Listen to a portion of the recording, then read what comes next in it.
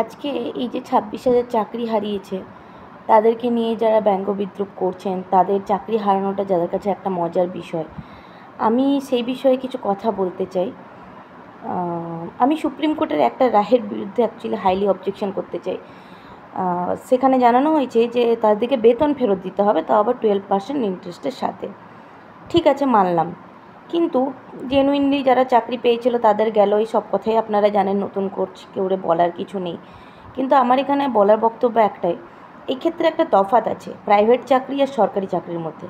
Private চাকরি গেলে কিন্তু কখনো বলে না যে আপনি বেতন ফেরত দিন, এক্ষেত্রে প্রাইভেট চাকরির একটা সুবিধা আছে। আর সরকারি চাকরি গেলে আবার সরকারকে টাকা ফেরত দিতে হবে। আমি জানি না এটা কোন দেশের নিয়ম বা কোথা থেকে এসেছে, বাট আমার এই ক্ষেত্রে সুপ্রিম কোর্টকে একটা বড় প্রশ্ন রয়ে গেছে। সেটা হচ্ছে যে আচ্ছা, আমি আদালতকে কোশ্চেন করতে চাই যে একটা মানুষ যে আজ 10 বছর ধরে নিজের সময় দিল, নিজের ডেডিকেশন দিল, তার দামটা আপনারা কোথায় দিচ্ছেন? আজকে তো আপনি বেতনটা ফেরত নিয়ে নিচ্ছেন, কিন্তু এই যে এতগুলো সময় সে দিয়েছে, সে তার ডিউটি আওয়ারটা তো দিয়েছে, সে তো চিটিংবাজি করেনি, সে তো স্কুলে প্রেজেন্ট থেকেছে, সে তো বাচ্চাগুলোকে শিক্ষা দিয়েছে।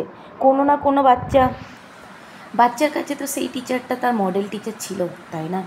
বা আইডল ছিল। তো এই যে 26,000 চাকরির হারানোর যে বেদনা, আমি সত্যিই তাদের মধ্যে সমবেথী। আর আরেকটা কোশ্চেন আছে সুপ্রিম কোর্টের কাছে, যে টাকাটা তো তাদের কাছে নিচ্ছ যারা চাকরি করছিল, কিন্তু হোয়াট অ্যাবাউট সেই সরকার বা হোয়াট অ্যাবাউট সেই মানুষজন যারা টাকাটা খেয়েছে?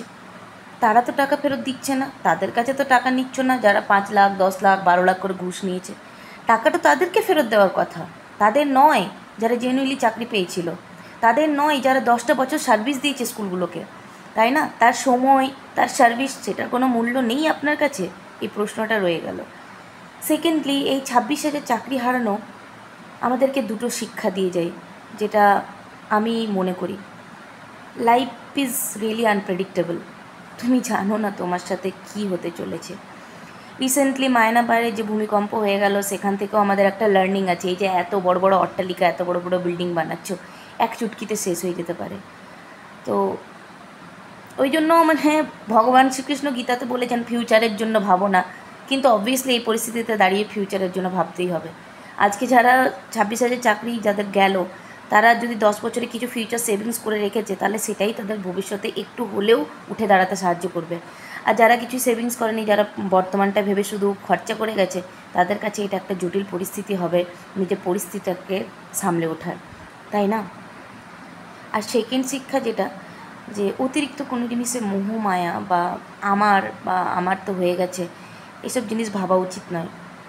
ভাবতে হবে যে আজকে আমার চাকরি আছে, কাল গেছে, এইভাবেই জীবনটাকে এগিয়ে নিয়ে যেতে হবে, সেটা সরকারি হোক সেটা বেসরকারি হোক। আর এইভাবেই নিজেকে মেন্টালি স্ট্রং করতে হবে। তার জন্য আমি সবসময় বলি, আমি তো ক্যাম্পিং করাই, আমার সাথে অনেক ছোটো ছোটো বাচ্চারা আসে, আমি স্পেশাল চাইল্ডকেও পাই, ভালো চাইল্ডকেও পাই।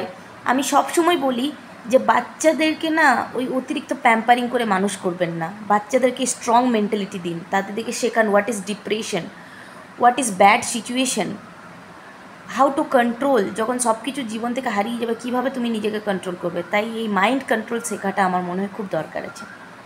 ভালো থাকবেন সবাই। জয় হিন্দ।